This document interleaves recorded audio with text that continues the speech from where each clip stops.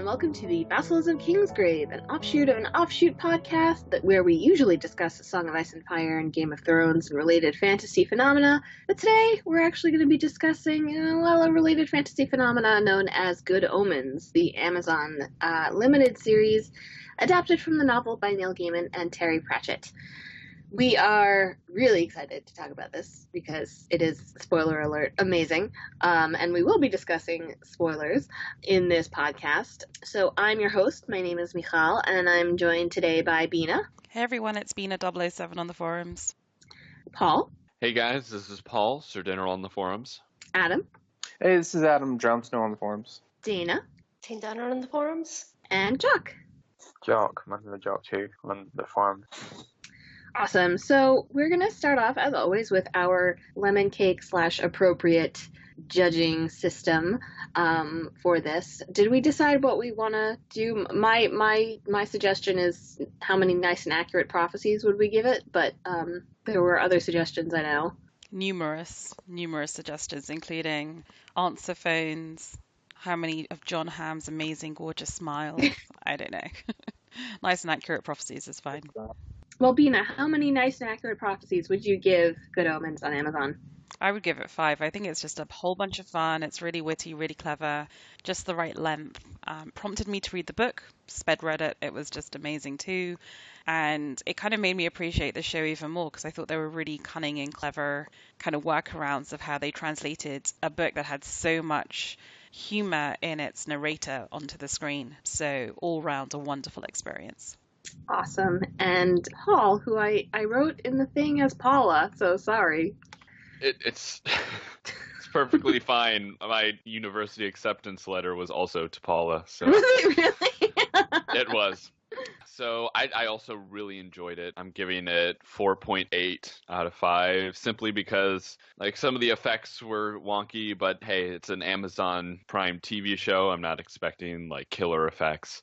So just spectacular writing. And like Bina said, very good work they added with the narrator. A lot of Pratchett's humor comes from requiring like a third person omniscient view. And that works really well when the narrator is God, who just kind of has that ability. So yeah, it worked really well as both an adaptation and its own thing. Adam, what do you think? I'm going to give it a 4.5 out of 5. It was great. Sheen and Tennant's like charisma and chemistry is just amazing, especially Tennant, just like, wow. It was just a ton of fun. I mean, there are some minor gripes with maybe the way some things were maybe a little too abbreviated or whatever, but I really loved it. Dana, what did you think? I gave it 4.75 and I only took a quarter point off because I got really sick of Queen. And I just don't know if that's because there's been like a film and I've just, got to peak Queen music. And I love Queen music, but I got sick of it. I'm sorry. I loved it. I loved the book and it was a fantastic adaptation and I loved everyone in it. I loved the interviews after. John Hamm was a great addition that I wasn't expecting. And I really want Sheen and Tennant to have a buddy comedy road trip thing like those other two English old dudes that I've just forgotten the name of. Bina, help. The old two British dudes? There are many old British dudes. Are you thinking of Spain and Italy and the comedians and they're always on QI. Rob Brydon and Yes. Okay, yeah. They need that show. I was but thinking it needs to be Tennant and Sheen. I thought maybe you were thinking of like Ian McKellen and Patrick Stewart or something. No, it's an American film. I was thinking like a British thing.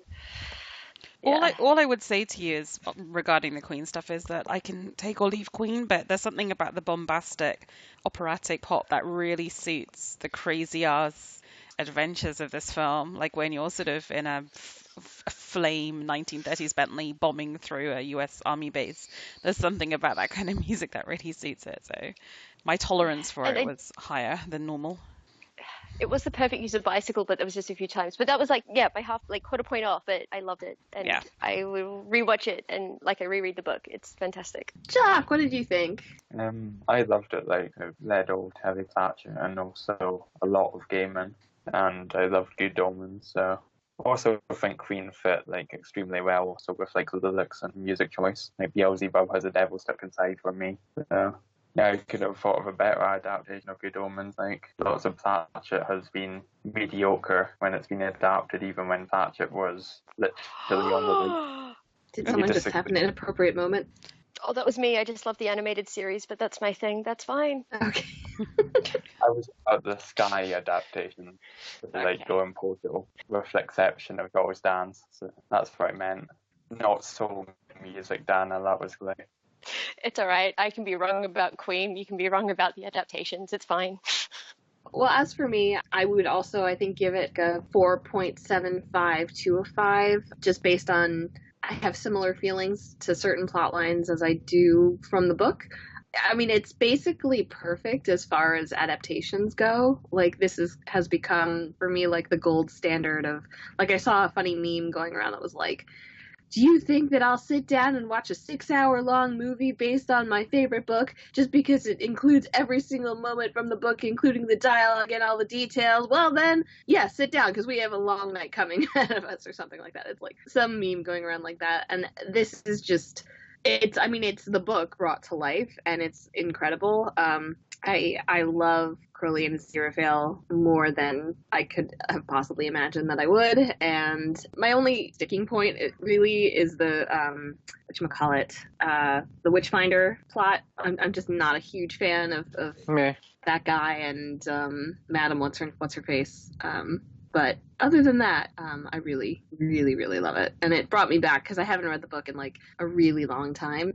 So it really kind of, I was like, as Frances McDormand was like reading her narration, or performing it, I was just like, oh yeah, there was that joke. I didn't really get that joke when I was, the age I was when I originally read the novel. But speaking of, actually, has anyone not read the book? I still haven't. You should, Adam. It's really good. I have it, but I haven't picked it up yet. Like, I've been meaning to read it for probably like 6 months or whenever the last book club was, but I just haven't gotten to it. It's just like a really fun, the opening chapter is like in the garden is like one of my favorite pieces of writing, like, period. But yeah, I think highly recommend the book. And it's like all I find Pratchett is whenever you reread his books, there's so many jokes that you missed, and just as you get older and you learn more about the world, and there's all these political jokes and little things that you didn't know before. And I think the Good Omen series will have that for kids. Like, kids can watch it and enjoy it, and then they'll watch it in a couple of years and they're like, oh, this is hilarious in other ways, which I love. It's family friendly-ish. It's good gateway drug. So what we're going to do to discuss Good Omens is we're going to break it down into the various plot lines and share our thoughts on them. The first thing I want to talk about, though, is Crowley and Aziraphale, because they're really the glue that holds not just the story, but really the whole universe together. And theirs is a story of friendship, maybe love, a whole bunch of feelings across the centuries as an angel and the snake demon from the Garden of Eden become A nightingale togetherness. sang on Berkeley Square. Doesn't that mean love? I think so. I think there's no other way to interpret the use of that song in that moment. Okay, so funny moment though, because when that happened, like the nightingale started singing, I thought it was going to pan out to the nightingale actually singing that song. So, like, the last couple of moments of the show for me were, like, a little bit confusing because I thought it was going to be, like, an in-joke, like, it was literally singing in English, but no, it was a little more subtle than that. So we're now going to basically break the show down into its various parts and discuss each of them. We're going to start, obviously, with Aziraphale and Crowley because they are the best and the best and perfect and amazing. Dana, why don't you fill us in on the 6,000 years of adventures of our two favorite celestial beings and anti-celestial being, I guess. In the Garden of Eden, honey. Is where it starts, and Crowley gives Eve the idea to have the forbidden fruit, and because they're cast out and it is dangerous and cold and horrible out there, Aziraphale gives humans his flaming sword, and then it skips in time to the Roman era, and you get the idea that Aziraphale loves food, and they keep meeting at certain times. like the crucifixion of Christ. They then meet in very early medieval England, where Crowley realizes that they are being sent to the same areas and essentially are cancelling each other out, and proposes that they work together so they do less work. Aziraphale is having none of this, so it's not until the early 1600s, during a performance of Hamlet, that Crowley finally convinces Aziraphale that they should work together so Aziraphale can go up north and do his miracle thing, and Crowley can stay in London and perform a miracle of making Hamlet actually popular. You skip forward to the French Revolution, and Aziraphale's need for crepes and well-dressed suits means that he is about to be guillotined, and Crowley comes in and saves him. They have a lovely lunch, and then World War II happens, and Aziraphale gets caught up in a Nazi double-cross with getting Hitler some occult books. He thinks his agent is a British employee, but she's actually a double agent. Crowley dances on sacred ground to perform his version of a miracle to make a bomb fall on the church, and they walk off and they're all happy. And then it is modern times, and Crowley is given a basket containing a small baby. Then it's the 70s, and then the 70s is just like Crowley is trying to get holy water, and but that's when Aziraphale tells him that he loves him in not so many words. Yes, I learned recently that it's in fan fiction they're called the ineffable husbands, which is a lovely term for them. That's great. Yes, which just, warms my cockles. So in the 70s, Aziraphale realizes that Crowley has an obsession with holy water that would kill him, and not just get rid of his body, but he would die as a demon. And to prevent him doing something silly, he gives him a small tartan thermos full of holy water so he doesn't do anything dangerous to get it, and is deeply disappointed in his not a friend trying to commit or prepare for some form of suicide. And then he says, "You go too fast for me, Crowley," in best line reading that's ever happened. Yes, he breaks all our hearts. And then it's modern times, and Crowley has the picnic basket with the Antichrist in, and a 3-card switch happens, and the Antichrist, who is meant to go to an American diplomat, and his wife ends up going to a lovely couple in Lower Tadfield instead. So the baby that they think is the Antichrist is called Warlock, and everyone is focusing on that child instead of the nice English couple who have just been given the Antichrist. And then they realize the apocalypse is coming 11 years later, when Crowley is told, well, before that, in between, they decide that they'll try and influence him. Crowley becomes Warlock's nurse or nanny, and Aziraphale becomes a very lovely gardener with weird teeth to try and teach Warlock good and bad, but as always they cancel each other out. On the child's 11th birthday, he's meant to be given a hellhound. Everyone is watching Warlock. Aziraphale is doing a very bad magic show, and both of them realize that they got it wrong. They track down the sisters, which is now a paintballing site after it was burnt down 11 years ago by the demons. And that's pretty much, things happen. The apocalypse is averted because they work together. A paintballing site that he turns to real bullets. But no one dies. He sort of decides last minute that nobody should die. He's like, all right, fine. Right. So many near misses, which, is I love Crowley as this character that's he's I never really fell. I just was hanging out with the wrong people, and it kind of plays throughout history, especially when he's the Black Knight. He's just just doing my stuff, whatever. Yeah, it's a lot of work. As Crowley says, the food had kind of gone downhill, and he had a few issues, but he was just with the wrong people at the wrong time when they decided to revolt, and is now in hell.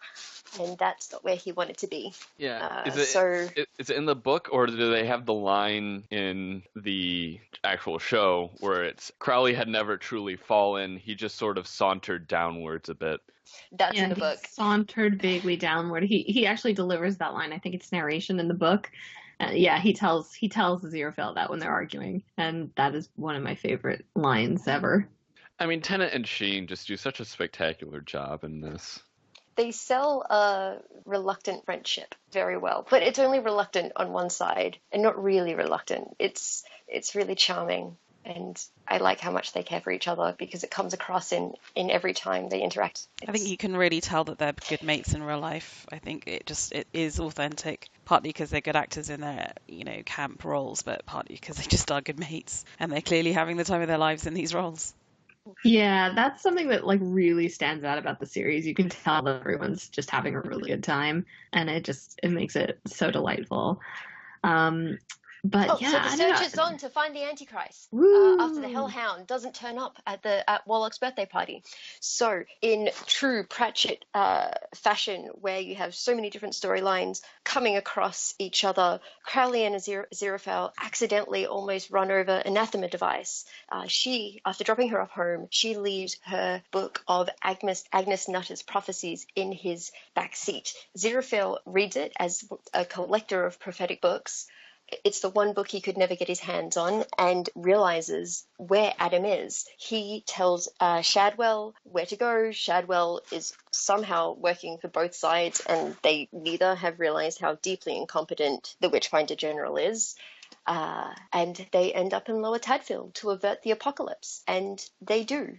And at the very end of it, they realize... Sergeant, sorry, because there's no general anymore because he ran out of names. Salt and chair. And table.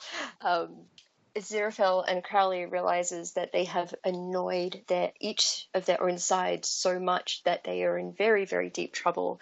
And one of Agnes Nutter's prophecies gives them the idea that if they swap bodies-ish, that they will be able to have a very nice bath or a very warm walk through a door frame, and they save each other because they're ineffable husbands, and a nightingale sings in Berkeley Square. It's amazing. Like, I feel like the show could honestly just beat them, and I'd be 1,000% fine. But I think they serve as like an amazing binding agent through the story, because they're not just kind of bystanders or the mechanism of the story. They're kind of both, and they have this sort of like bemused like attempting to be bystanders of human history, and like they clearly both decide that they, like, whether or not they admit it, they want way less to do with this whole endeavor. They're kind of like Spike. Like they really do enjoy Spike from Buffy. They really do start to enjoy human life. And then it's like, okay, guys, time to do your jobs. And they're both like, wait, what? don't want to do that. And I mean, yeah, the chemistry between the two is incredible. I love it so much. I don't know. Is there anything smart to say about Crowley and Aziraphale other than like, oh my god, they're amazing, please kiss?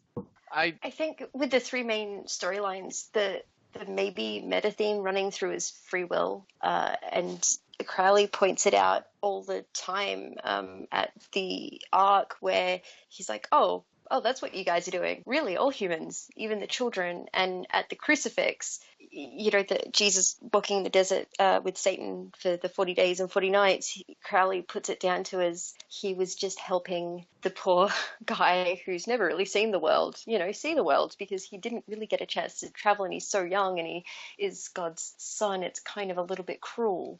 At Aziraphale, in little ways, he gets in trouble for performing miracles because he's only meant to do it for humankind and not for himself. So he has Crowley, get the paint out of his coat and that kind of thing. So both of them are frustrated with the side that they're on and their limitations. And Crowley just sauntered down. He's still deeply nice. And I think free will is, how they choose to behave is wonderful. I love them working together. It's worth it. And the Bentley, just because, and Crowley talking to plants is one of my favorite things. I've tried talking to? My plants die. Yeah, yelling. It puts the fear of Crowley into them, which has not worked with my irises, unfortunately. I love the phrase, they were the greenest plants in London and the most terrified. And they actually shook. Yeah, they actually have them like shaking, and it just looks really cheesy, but I love how cheesy it looks just because it looks so comical. Yeah, I really love these two together as also just kind of the like the idea of going native on Earth, getting used to being the idea of being a human. Like Aziraphale starts enjoying going to restaurants and trying new food and trying sushi, and angels are like, "What the hell are you doing? We don't eat. We don't like." But even like Gabriel is like, "Oh, clothes. I love these. These clothes are so good." But I just really love the idea of these two going native and not being really good or evil, like how they say with how they are trying to get Warlock to be not good, not evil, just normal, and how that's kind of what gets them through it all. Just their ability to be very, like, the worst stuff Crowley does is inconvenience people. That's his big shtick as a demon. He isn't trying to encourage murder or like adultery. He's like, I'm going to help create the M25 and it's going to be hell for people. M25 encourages murder. I've been on it. It hurts me. That's fucking blasphemy. I drive the M25 all the time. I live just off the M25. It has this reputation of being the most gnarly motorway, but it's not. You can get around it so quickly. The North Circular Road, by the way, literally hell, invented by Crowley. But don't start giving it shit about the M25. That's my road. That's my Maybe road. it was like the small portion in East London that I lived that just made me furious. Well, you know, East London. What can I say? Yeah. Bina, big fan of the M25. Good. Look out for our incoming M25 podcast coming out soon. I'm going to do a fucking podcast on the M25, motherfuckers. Interchanges with everything, major airports on it, 6 lanes, beautiful, smart motorway. Motorway of the future. Fuck y'all. Well, As this you has are. been M25 cast. Genuinely. Out of how many M25s do you give this? I give all the M25s out of M- M25. I just give the M25. It's the most valuable thing. As you were. But like, it's interesting in terms of the whole free will thing, though, because I think, you know, it's important the last prophecy that they get, like, I think it says like choose your aspects carefully or something, you know, so there's clearly an element of active choice going on. And for me, like the presence of God's voice, which they didn't have to credit like Frances McDormand as God. They could have just said she was the narrator. And it adds like this whole other level, especially to their story, where it's kind of like she's kind of like smiling at all the like conniptions that everybody's having, you know, and it's kind of like, this is, you know, I get the sense that like the ineffable plan is like a little bit for her amusement, and Crowley and Aziraphale are a huge part of that. Are we by God? the final Is episode... our ineffable plan us just watching them? By the final episode, you definitely get that both the angels and the demons, the difference between them is so little when all they want to do is fight and destroy humans, and they don't see the beauty in humanity the way that Aziraphale and Crowley do, and the not even mental gymnastics that they have to do, that they're able to say, well, is the great plan the ineffable plan? The unknowability of God means that we can't say that for sure, so maybe preventing the apocalypse is what we were meant to do, and you can't prove us different. You can charge us with treason, but, you know, we can get around that. I also like how... Does anybody... Oh, I was just going to say, I also kind of like how, like, it kind of gives the idea that the ineffable plan, no one ever really knows what it is because only God really knows. And I love how we don't really ever even see God. All we get is Jacoby as the Metatron. And even then, I think he's a glorified answering machine. But, like, the fact that we do see, like, Satan appear at the end, but we never see God just kind of gives the idea that, hey, who really knows what the ineffable plan is? And maybe the plan is for us just to not care and just do our own thing. And that's what's all been very planned Wizard out. of Oz as well, isn't it? I mean, it's written by 2 basically atheists. Oh, so yeah. There's a lot of like, God has this ineffable plan, but it's kind of like a Bernie Madoff scheme. Like, it's so secret and so whatever, and it's just don't ask about it because you make Like, it disappear. And was it God doesn't play cards with the universe? He plays a very complicated game of his own design. yeah, it's all bollocks, isn't it? Really, and that's what the book's about. Just get on with it. Just do you, and it's fine. Humans are good enough. It's characters like Crowley and Aziraphale that make me want to be religious. Because if there was, you know, and same with death in the Pratchett books, I'm like, if there was a religion where they could promise me that is real, I would sign up in a second because I love these characters. But unfortunately, no one can promise me that. So, you know. The Church of Pratchett. Oh, Does that not exist? I feel like it should exist. I'm Googling it right now. It might. I don't know. So just to wrap up this section, does anyone have like a particularly favorite event of Crowley and Aziraphale's throughout history? Because I think mine might be the Ark. And Crowley's like, but the kids! And he's like, but the big plan! I really like just kind of like Aziraphale, like seeing Jesus get crucified, and they're like, have you met him? He's like, oh yeah, splendid chap. And then like he's up there, and they just kind of wince at the pain, and they're like, oh, how dreadful. Yeah, it was very English, or at least my perception of English, very, very, very funny. So moving on, another major element of the story is Adam and his friends, aka the Them. We have Adam, who is the Antichrist. We have Pepper, who is the not a tomboy girl, feminist girl. And we have Wensleydale, the future accountant, who is so cute. I just want to like hug him. He's so cute. And we have Brian, who is the messy friend. So Adam and his friends spend their days running amok, playing games devised by Adam, who is not so secretly definitely the leader and in charge of this little group of friends. They get up to hijinks in Lower Tadfield, where everything is mysteriously kind of idyllic and perfect. On his 11th birthday, Adam receives the Hellhound, which he names Dog, who becomes the doggiest dog that ever dogged, and is such a good boy. He's a good boy, and he deserves all the pats. He starts coming into his power, which includes dreams that begin to influence reality. Including like disarming nuclear reactors and leaving Leonard Sherberts in their place and raising Krakens from the deep and all of that. A lot of this can be laid at Anathema's door for giving him conspiracy theory newspapers, which, okay, lady, I mean, Snopes is a thing.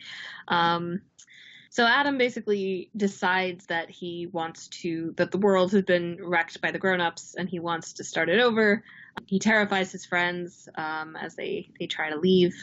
Eventually, he kind of snaps out of it and realizes that he's hurting his friends. It takes a while. Actually, the kid's really, really damn creepy. I think that's worth noting. But he kind of shakes off the Satan part of himself, and they go to the U.S. Air Base to stop the apocalypse and the Horsemen, where they are defeated by Adam's friends, except for Death, because Death is real. Adam stops Satan coming to Earth by basically declaring that his adopted father is his actual father, using his power to like bend reality. And he's grounded and plays with Dog. I would not want to be one of the girls he dates when he grows older. I'm just gonna put that out there. Bold of you to assume he likes girls. True. The person that he dates, I wouldn't. No.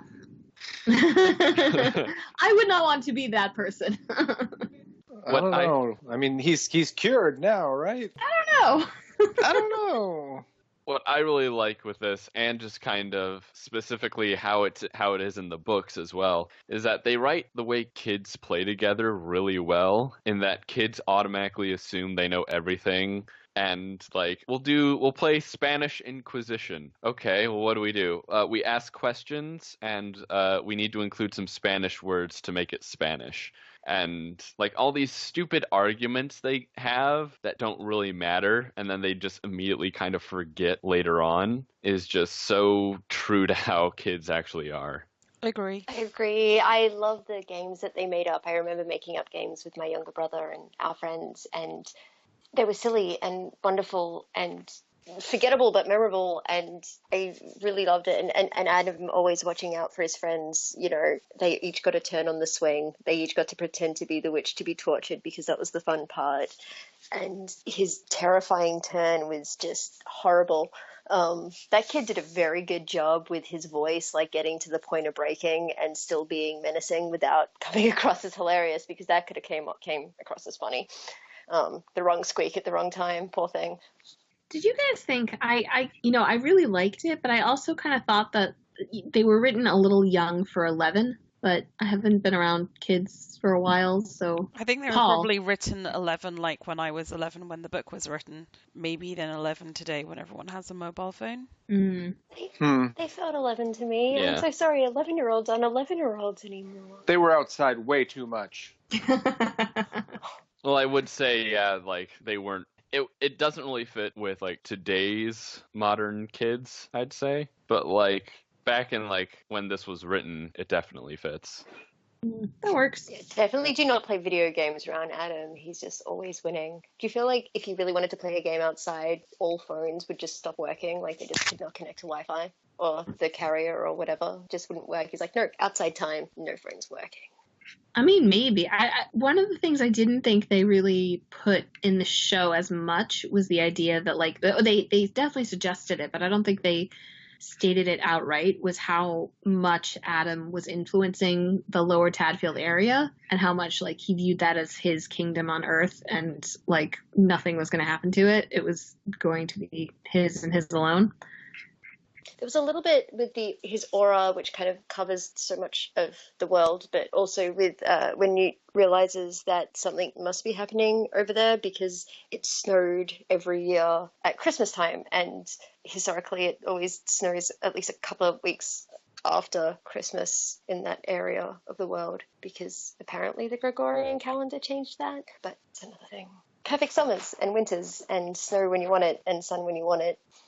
But, like, I wonder if the lack of technology could be explained that way. But, like, Adam just doesn't like technology. So it's kind of, so it is a very quaint and, like, non-advanced kind of town. Not advanced, but, like, a little more old-fashioned. Yeah.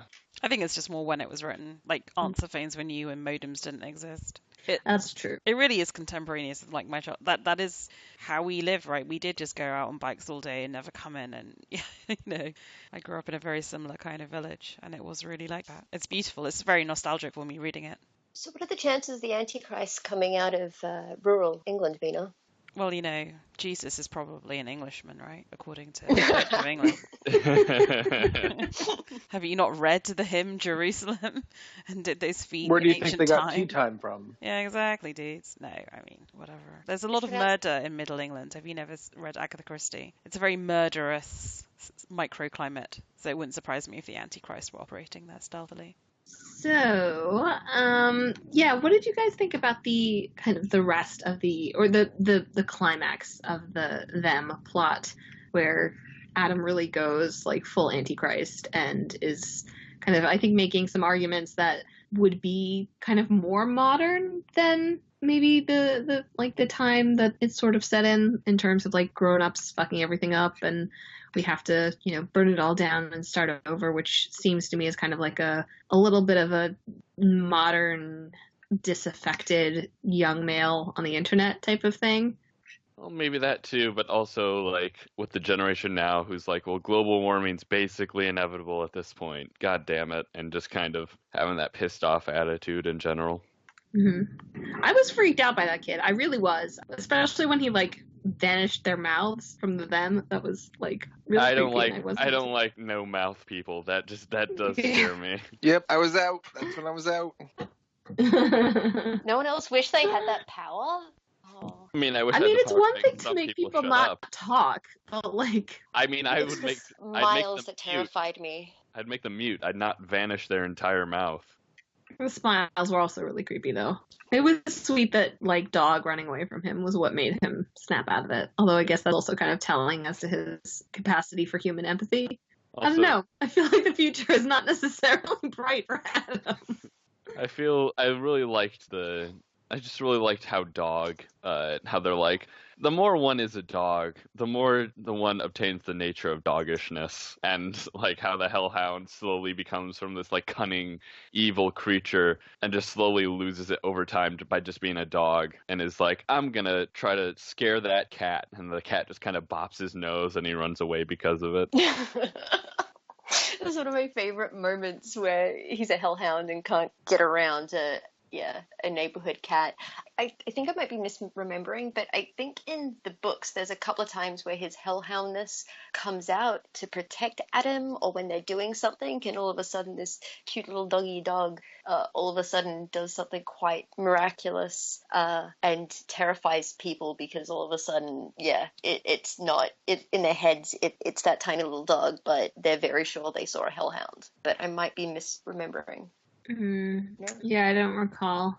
But I do love the quote unquote process of becoming a hellhound. That's a great scene in the book, and it's an amazing scene in the show. Like the process of forming to his master's will, and his master's will is done. Yeah.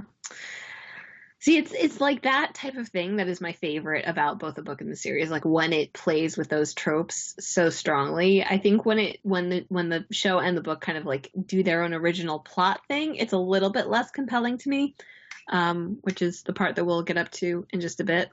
Any last thoughts on Adam and them? Cool. So then we move on to the thread of Anathema and Newt.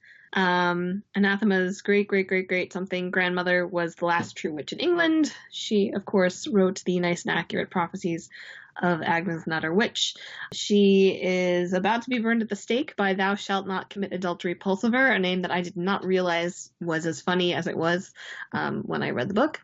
But she has stuffed her skirts full of gunpowder nails, so she basically kills the witchfinder and all the people who are trying to burn her. She has her book published, and it's basically passed through her family's generations, and they're all devoted to trying to figure out what these prophecies mean and how to stop the apocalypse. They become rich because they invest in Apple, thanks Grandma, and little Anathema is made aware that she has a role to play in stopping the apocalypse. Meanwhile, in England, young Newt Pulsifer kills any computer he touches, basically, which later results in him losing his job at a computer company. Funny that. He starts wandering around London and runs into the Witchfinder Sergeant. What's his name again? I don't remember his name. Jock from Breaking Bad. Oh yeah, Tadwell. Tadwell. Chuck from Calling Saul, but Shadwell. Like Shagwell, but Shadwell. Oh, Shadwell. Right. Who happens to be a neighbor of... What's her name also? Madam... Miranda Richardson. The Whore of Babylon. The Jezebel. Madam Tracy. Here we go. Madam Tracy. And they're in love, even though he doesn't admit it. So Newt becomes a member of the Witchfinder army, and Anathema moves to Lower Tadfield to find the Antichrist. She ends up meeting Adam and having no idea that he's the Antichrist, because good job, Anathema. You're doing your job really well. Newt and Anathema their paths end up colliding, as was foretold. They end up in flagrante delicto, as was foretold, while the apocalypse storms around them, and then they wind up at the airfield base, where Newt actually ends up preventing the nuclear part of the apocalypse by destroying all the computers by attempting to fix them.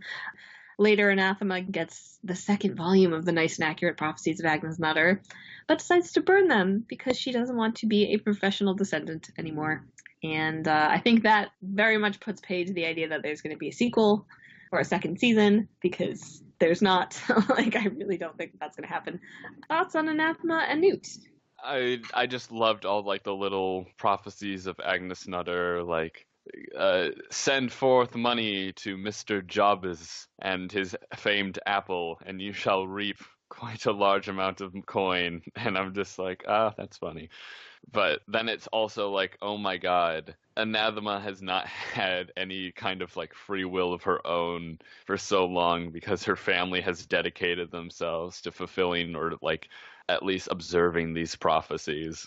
Yeah, I really do love the prophecies where it's oh, my family tried to figure this out for 300 years and it was a sports thing. It was like the result of a football game or something. The best thing of the book is seeing all the different generations of devices, like commenting on each other's interpretations or on the original prophecy. Like, yeah, great grandma was really like, smoking something for this one. It's very funny. Yeah, I love it. I really do love the prophecies. They're a really funny part of the book also. Foolish principality, your cocoa doth grow cold. And Aziraphale's like, oh, it's true. And the idea of like the number of the beast being Adam's phone number, that was really funny. Sorry, right number. So do we ship Anathema and Newt, guys? How do we feel?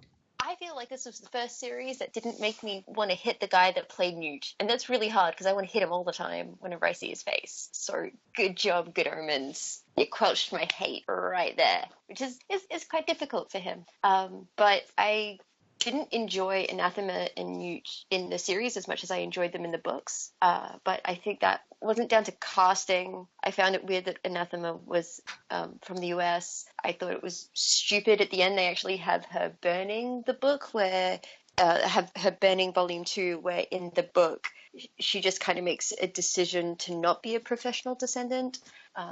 I think it's kind of cruel to your future generations. If there's really good stock advice in there, don't you want your future generations to be rich? Now everyone's going to be poor because you have to rely on not really accurate prophecies for Dosh, And if you're burning them, like Aziraphale is somewhere having like a twitch as the book gets burned.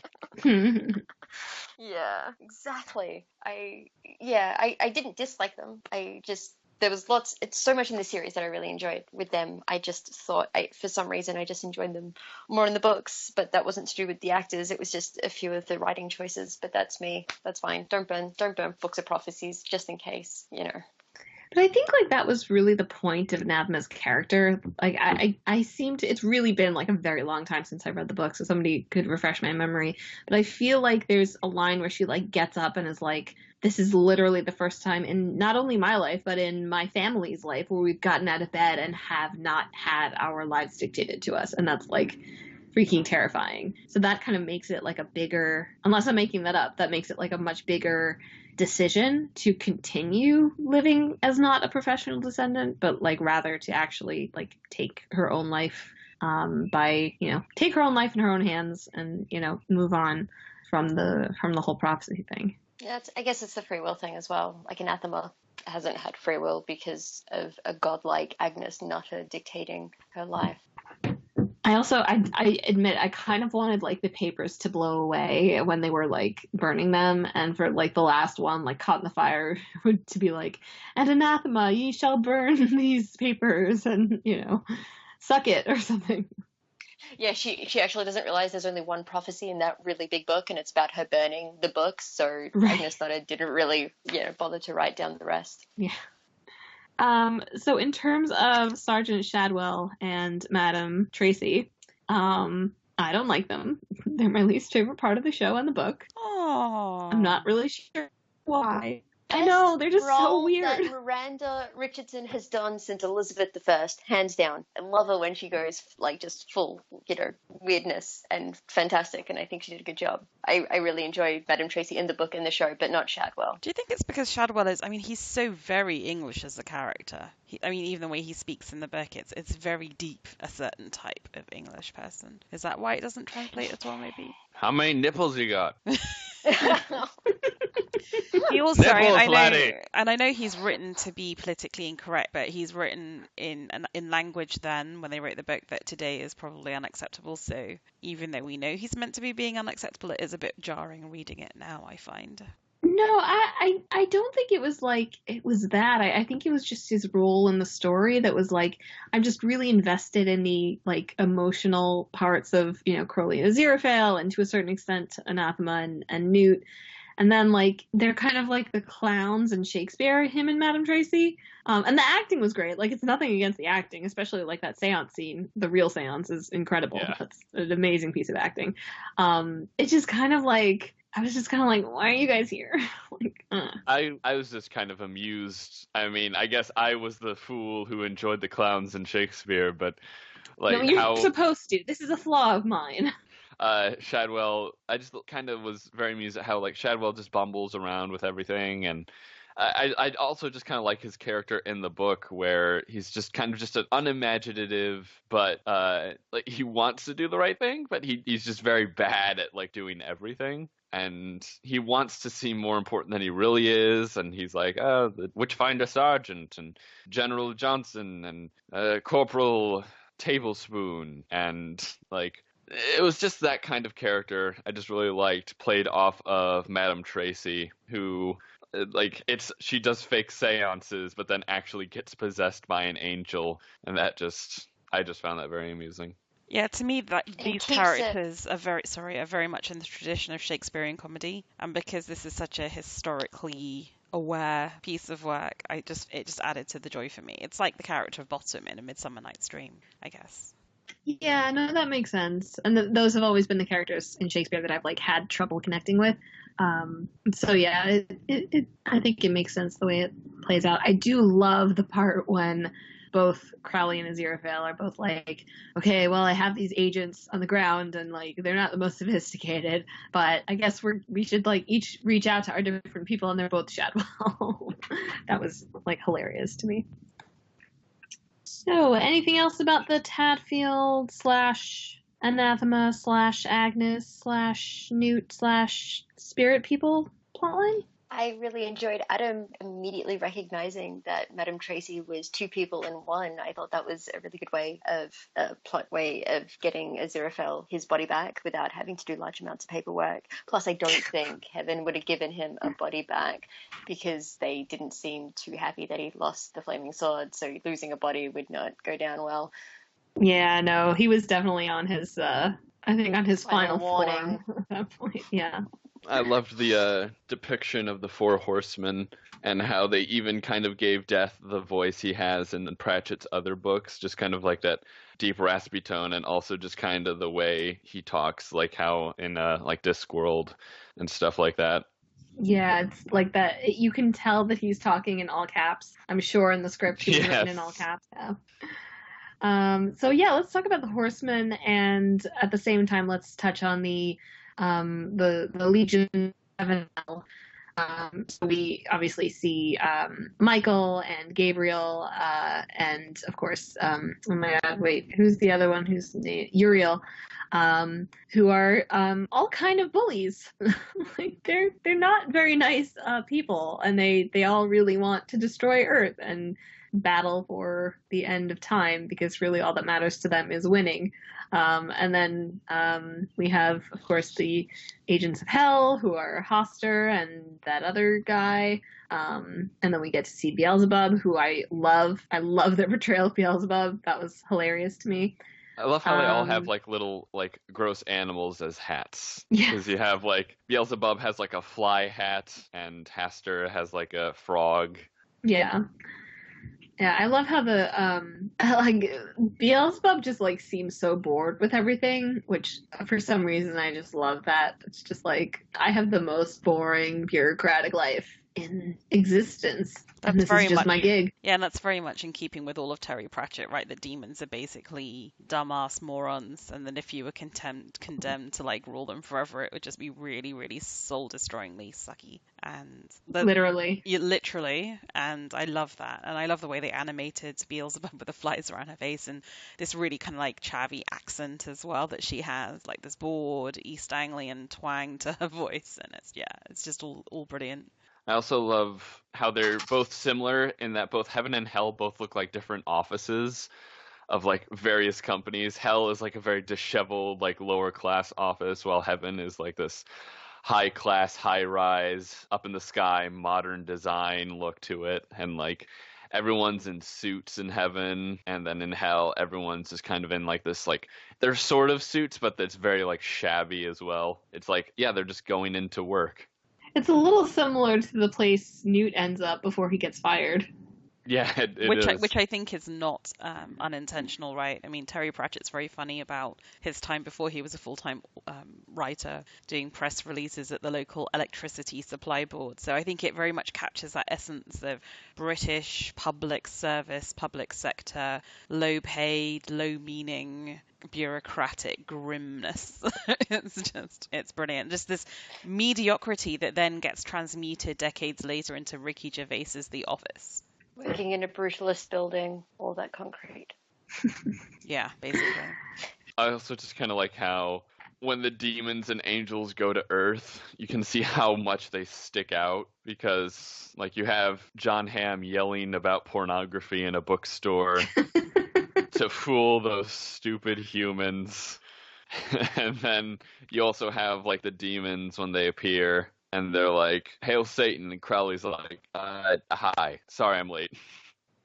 It just shows just kind of how... One of my favorite moments, is John Hamm when they ask him about the horseman, and he just says it's not his department. It's just like this bureaucratic nightmare, but he just does it in the perfect way. Like, yeah, that would be heaven. And then just how that, like... Yeah, heaven no is somebody else's job, right? That's what heaven is. Yeah, and no one in heaven or hell really wants to deal with, like, actually sending out the summons to the four horsemen, so they just actually hire just a human UPS worker to do it. I love that guy. I was so happy he came back to life. Oh, yeah. Oh, yeah. That was pretty grim, I gotta say. I mean, I was like, again, like sort of remembering from the book, but like, oh man. Okay, this is gonna happen.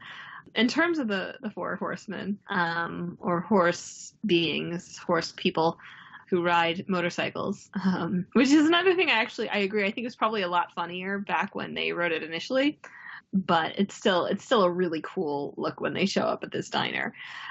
Yeah, so we have War, who is a war correspondent who leaves destruction in her wake all the time and enjoys it. Famine, the interpretation, and famine is basically the weight loss industry, which is amazing and very insightful and kind of terrifying.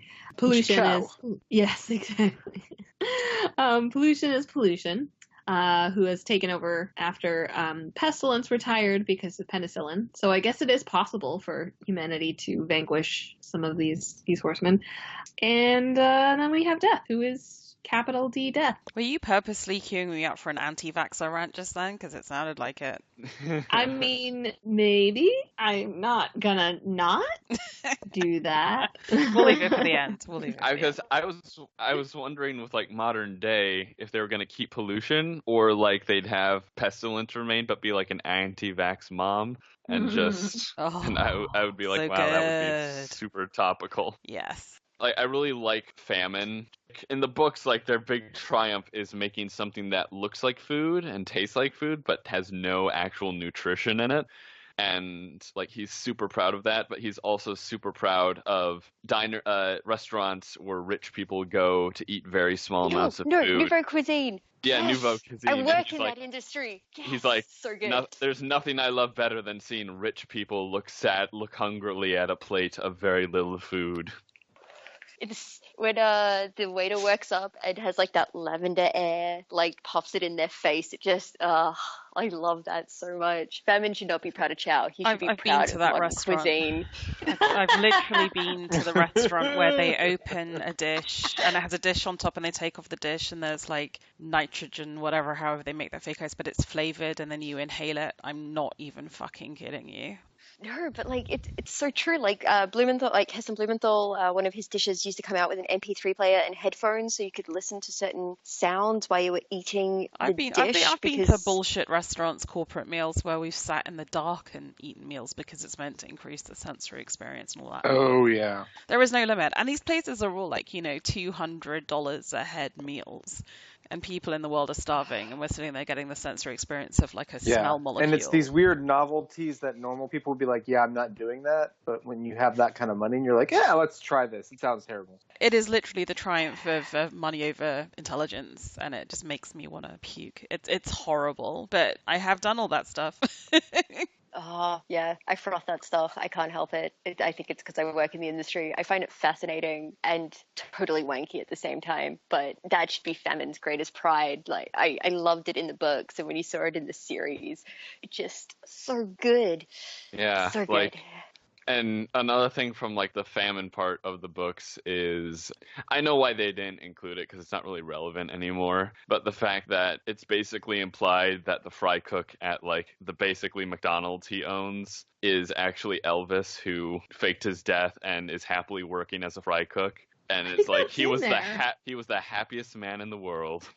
Like, they don't outright say it's Elvis, but it's like an aging man with a cowlick was happily singing "Love Me Tender, Love Me True" while flipping patties, and like Famine's like, that man's too happy, I should fire him. One of my favorite ones in the book is a mention that pollution has worked in like all these places like 3 Mile Island and Chernobyl and places. He was on the Exxon. It starts with a V. I forget. It was the tanker that Valdez. Yeah, in Alaska. Valdez. Yes, thank you. He'd worked there as well, and I love that part of the book where pollution has just been everywhere and messed everything up, and is happily sitting at that river where they've spooned and one time forked, and just looking at all the pollution so happily and thinking how beautiful it is. I really do like that update. I thought when I read the book the first time, I thought it was great, and how war is never at actual war zones, because at war zones she's already done her job. She's always at places where wars are going to happen and causes them. Oh, also shout out to Morelianos, who's a really great actress. So it was fun to see her in this role. But there's a line in the book about, I think Famine is eating, quote unquote, his meals, quote unquote, like with a model or something, and she's like talking about how much she loves his product, and he's like, oh yeah, she'll be dead of starvation in about a week, and he's like very satisfied. And she's like, can you sign this for me? And he like signs something from Revelations where he's mentioned, and yeah. I also do like the touch of like they don't address it, but like as they're going through Tadfield and into the airbase or whatever, their looks get crazier and crazier. So like their hair gets like done up, and then at a certain point they all have like fangs for teeth, and it's just like it's a really funny kind of, but also kind of creepy like devolution of their look, even though it's still like it's definitely modern. They're not in robes or anything. They're all still in biker costumes. So was there a lot I think more it's to their referred to characters as shedding. in the book? Yeah, you get a lot more backstory. I think in the book, it's more them shedding their humanity. They're not devolving so much as they're becoming who they are. You know, they've hidden amongst humanity. They're for so emerging. long. Yeah, it's by the time they get to the airbase, they are the horsemen. I was really impressed with, because I'm not afraid of death in Terry Pratchett's books, but my God, in the series, without those like little blue eyes, death really is terrifying. yeah. Just the bottom part of his skull and the mandible is just, oh no. And it's chilling how, like, with when they get to the diner and War thinks she's the first one there, but then they turn around and Death is playing an arcade game, and they're like, when did you get here? And he's just like, I've always been here. And I'm like, oh yeah, that's Death. Yep. And that's like the most Pratchett of all of it, right? Like that's his original character, and that just really comes through, I think, as much as like it's in tone with everything, it's also slightly different. Because like Death in Good Omens is so different from Death in Pratchett's books. Like Death in Pratchett's books joins that version of the French Foreign Legion. He becomes a farmer. He doesn't like the skeletal horse because he had to keep putting it back together. So he has Spinky, who's a real horse, and he likes cats, and he can't play the violin very well, but he keeps trying, and he has this one little bit of soap that's been there for hundreds of years for his manservant, who was the first dean of the Unseen at University. Anyway, nerding out. But I find Death in Good Omens is very much like Death, almost in the color of magic before Pratchett had made him, oh, you have planes, I have trains, we just need automobiles. You might not be able to hear it, but I can. But yeah, Death in Good Omens is definitely so different from Pratchett's Death. He's not friendly. He's not interested in humanity. The only time that he kind of becomes Pratchett's Death is when you see him feeding the ducks at the end. And also, I forget if it's in the books or not, but when like the delivery driver dies to give Death the message, Death is like, don't think of it as the end. Think of it as leaving early like, to avoid the rush. Yeah, leaving early to avoid the rush. And I'm like, that is a very Terry Pratchett Death way to say something. But I like the idea of Death as like, this is his public persona. You know, like this is the face he has to put on for everybody else. You see it in Small Gods as well. The only time that Death really acts like Death is when the Pope of the religion dies, who has been faithless and horrible, and he's like, yeah, have fun like walking the Netherlands forever without help. And then someone else dies, he's like, no, just follow me, you're good, we'll get you to the other side. Like, yeah, but yeah, Death in Good Omens is like, yeah, Death in Small Gods when he's talking to the Pope. Has this made everyone want to do a Christmas special of Voc and do like read the Hogfather? Because this is what this has made me want to do, but that's me. I don't think we've done any Pratchett Vox, have we?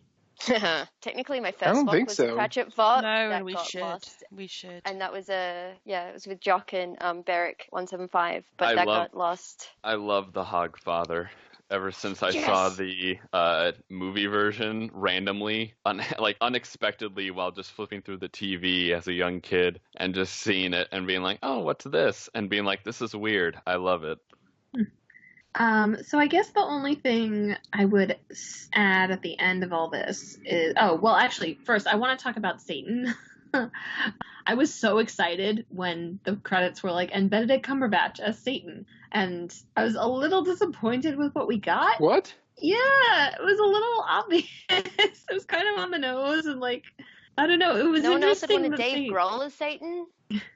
But, well, you can't say no to Dave Grohl. Exactly. But, like, I sort of assumed that they, it was interesting that they went with such a, like, classic presentation of Satan, like, he's all red, he's got the wings, he's got the horns, he's crawling up from underneath the earth. And when they said Cumberbatch, I kind of assumed it would be more, like, interpretational or more elegant than that. I don't know. Suit. Yeah, or, I don't know, because they obviously, they did that for everybody else already, so maybe they wanted to do, like, that visual, that classic visual. But, I don't know. How did it play for you guys? I mean, he wasn't there for very long, so it didn't bother me too much. I don't know. I mean, it was the end of the book, and I was more concentrated on, like, Adam's journey with Aziraphale and Crowley. I kind of felt that they couldn't do classic Cumberbatch because you have John Hamm wearing suits. You don't need Cumberbatch wearing suits as well. Like the attractive men wearing attractive suits quota was filled by, Hamm and others. True. It's also interesting to me, just as a side note, that like we literally do see the devil, but we never see God. Like I assumed that she would show up at some point, maybe in like the trial scene or something. But yeah, they don't do that, which is interesting. It's kind of just interesting because it kind of maybe gives the idea of like the clockmaker god who makes the clock and then sets it on a shelf and just kind of watches it and doesn't get involved afterwards. I don't know. That's kind of got the vibe I got. So I don't know, maybe it's because I like happen to be a religious person, but I kind of read it as like, yeah, there is an ineffable plan and she's not sharing it with anyone and this is all part of it and it's all fine and it's like vaguely amusing to her. That was kind of my interpretation. Sorry, it could just be something really mundane, like they got all these really famous people because they could do limited days. Frances McDormand can record her voiceover in a day, and so maybe it's just they were constrained about whether to show God just by her schedule. Yeah, that's true. But I like it this way. I think it leaves it. Sorry. I with like God's ineffable plan, I always took it as that reading that God so loved humanity that he or she gave them free will, and that's what annoyed Satan, and that's why he fell, because God liked humans more than the angels that they had created. So it was kind of like the apocalypse had to be averted by Crowley and Aziraphale because that's what God wanted, because she wanted humanity to survive. But it doesn't explain why you didn't see Frances McDormand. It was just how I kind of took it. It was just that kind of reading of Christian religious texts.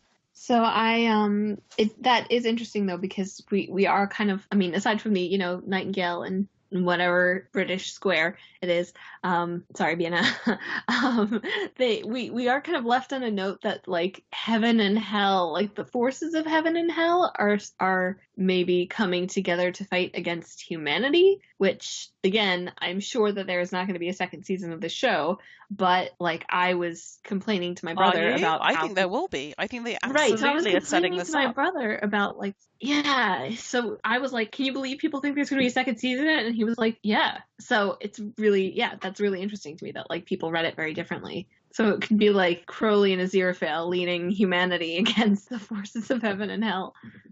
Yeah.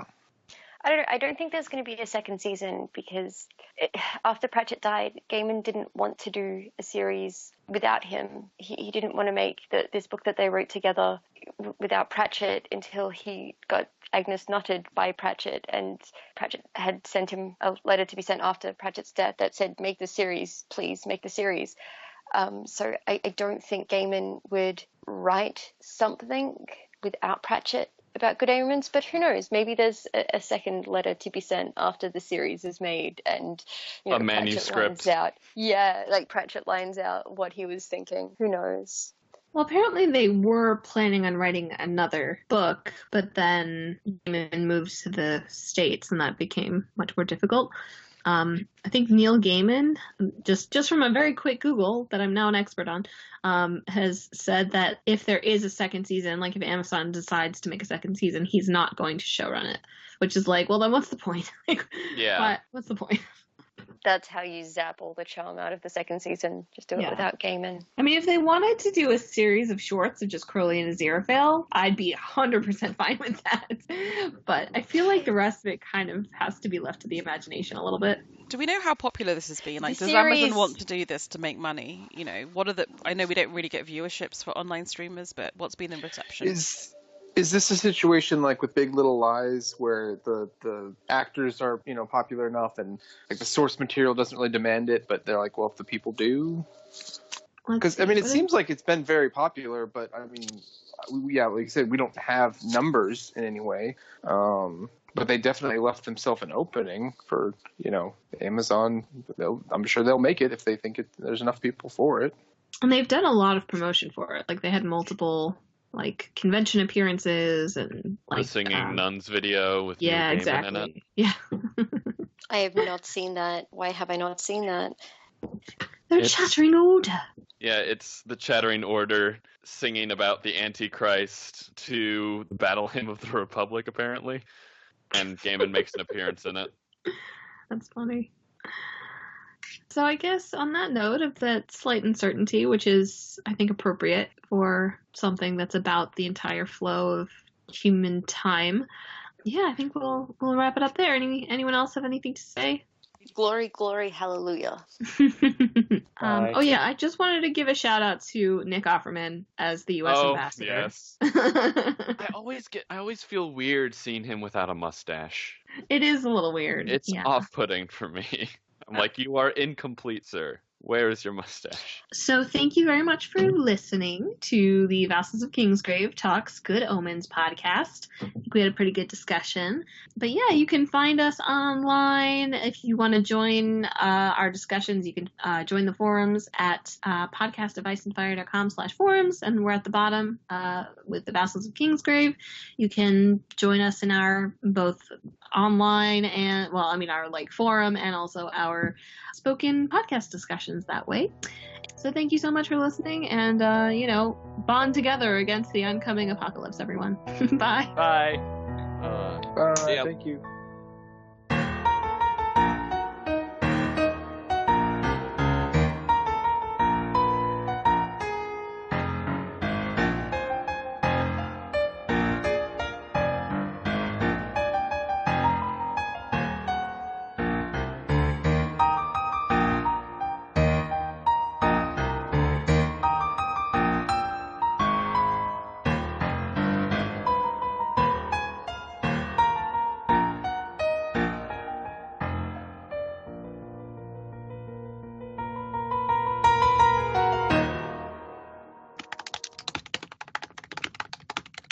Fucking hell, that's some furious typing going on there. That's the most aggressive typing I think I've ever heard. Oh, I never type. I'm scared, and I'm across the Atlantic. That's where all my aggression goes. That reminds me, everyone says I open doors like Kramer for some reason. And I don't know. Like I open doors at work and people That's turn around legendary.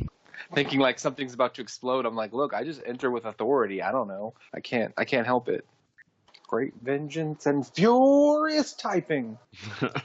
And then around Shakespeare's time, they sort of start to create this tit-for-tat situation where they're like, oh, what just happened? Things cut out. Oh, no. And the world did end. So Demons. Newt Pulsifer's obviously been fucking with the other. Oh, no. Again. Newt Pulsifer's in her apartment building. Oh. Such a great name. Not as great as Thou Shalt Not Commit Adultery, Pulsifer. And Anathema Vice.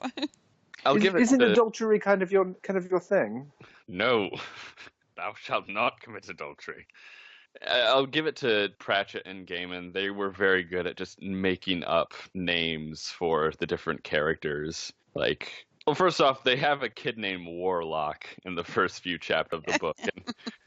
Great vengeance and furious typing. Hello? Weird. I can hear you. hello? You're back now. Like a hoster come through somebody's Skype line and I thought you disappeared into the other realms through the answer phone. I know. Well, I did for a sec, but then you called me back, so it was fine. Okay, so where did I cut out? You cut out with you were basically going through the history of Aziraphale and okay. Crowley. Here. Michal, did you go again? But I can hear the furious typing. Yeah, I heard the furious typing. Great vengeance and furious typing. I like to think of it as the oh my god, the Chernobyl podcast just literally popped up on my Facebook feed. Which I'm looking forward to listening to because sidebar, I've been like watching clips and reading a bunch of stuff about Chernobyl and it's terrifying to me. That's the color of magic right there, girls and boys. Yeah, right? The color of magic is radiation ionizing the air. Oh god. Great vengeance and furious typing. Looking through the VOK archive, it looks like we haven't done much of Gaiman or Pratchett. There was talks of doing American Gods before the series came out, but that got waylaid because they take forever to finish some books. Yeah. And we did American Gods. You did? Is did you? it? Yeah. Didn't you just do season 1? Did it not come out or The book, or because I'm not seeing anything on the WordPress. I definitely remember recording one of those. Because I loved listening to the audiobook of American Gods a few years ago as we were doing like a family road trip out to Colorado, and it fits so well. My ex's family always used to listen to Tony Robinson's abridged versions of the Pratchett audiobooks, and they were fantastic because having Baldrick read Pratchett works very well. I can imagine. I do recommend. Yeah, it's very, very good. It's up there with Stephen Fry doing Harry Potter, but I think I actually prefer Robinson's Pratchett, but they are quite abridged. They're quite short. You do miss some of the humor, but I'll say you did audiobooks back when they were on cassettes, so there was only limited time. I've not read any of the Discworld books. I've only seen the movies. And it's all right. I still get the kind of feel of like Pratchett through specifically Hogfather, and I think The Color of Magic. Those are the two that. Good one. Yeah. I've seen. So what is Hogfather about? Hogfather is a story about death becoming Santa, pretty much. Yes, exactly. So the premise in the Discworld is humans accidentally make gods if they believe in them. So in the early Discworld books, you have a goddess of stuck drawers, and by some of the later Pratchett books, she's not only on like their version of Mount Olympus, she has her own temple. So Santa is one of those things because people believe in him. He has to exist, and that's the Hogfather. And I said something like, someone said tea time before, and I was like, tea time, and that's something from the Hogfather because he's an assassin that's sent to kill Santa Claus and the Tooth Fairy. So death steps in because people still need to believe in Santa Claus, and he doesn't really get the hang of ho ho ho, but his granddaughter kind of steps in to be Death at that time because Death is busy being Santa Claus. That's so wholesome. It is delightfully wholesome, and one of my favorite parts of that entire book is where Death is pretending to be Santa at a shopping center, and so kids are sitting on his lap and asking for things, and a kid asks for a sword, and his mother realizes it's a real sword, and she's like, but it's sharp, and he's like, well, then he'll learn a very good lesson, and he can't get the hang of ho ho ho, and he keeps saying like cower, brief mortals. He It's has so a pillow delightful. stuffed up his costume to make him look like he actually has like meat on his bones. Yes, and Death in the Pratchett in the Discworld, people don't really see him. Even when they see him, like they kind of have an idea that they've seen someone, but they can't remember his face. And there's all these times where, yeah, especially like children see him because children don't know not to believe in him in that way. So there's all these times where adults are like, but wait, wasn't someone just here? And it's just great. It is so good. But he's called the Hogfather because instead of having reindeers pulling his sled, he has hogs. And isn't he like part hog himself? He's got like tusks. Yeah, it's so good. It looks like a very pagan Santa Claus. That's what I say. I'm like, this is a very pagan Santa Claus, and I love it. So I'm signing you all up for our first Christmas special, which will be the Hogfather. I am Gonna excited. do it. I'll put up Engaging Interest or Call to Arms now. Maybe I'll get around to rereading it.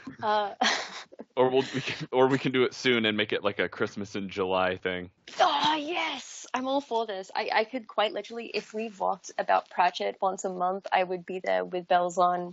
Death is one of those characters that even Pratchett didn't realize how popular he would be.